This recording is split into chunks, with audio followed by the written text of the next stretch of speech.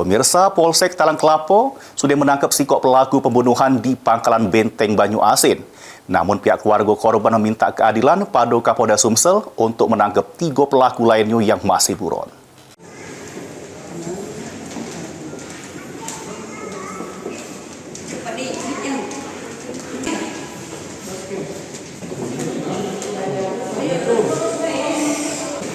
Keluarga Oktari, korban pembunuhan sesudah dikeroyok oleh 4 orang pelaku mendatangi Polda Sumsel, didampingi kuasa hukum untuk minta keadilan pada Kapolda Irjen Pol Andi Rian Jayadi untuk mengusut tuntas kasus kematian korban.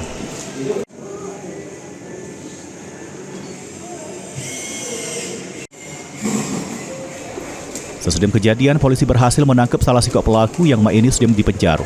Seiring berjalannya waktu, ketiga pelaku lainnya diduga terlibat tidak ditangkap oleh polisi.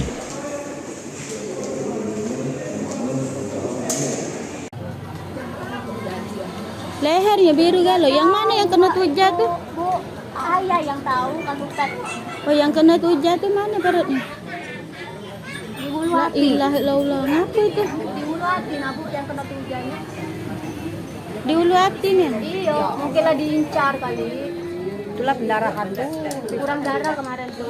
Iya. Dan tidak tertolong. Itu kopi. Iya, ayah yang bawa dia dibawa ke depan dia tidak sanggup.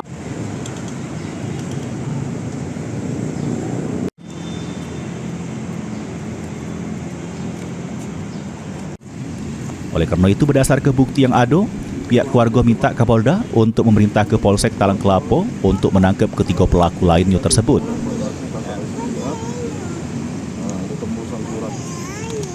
Tembusannya presiden malah beredar. Zaman main ini tidak hati lah. Ketiga buron itu katakanlah sudah kami selidiki, kami juga bantu kan, tapi kami tidak bisa menangkap mereka kan, karena tidak ada tanggung jawab, nggak ada ini tugas kami.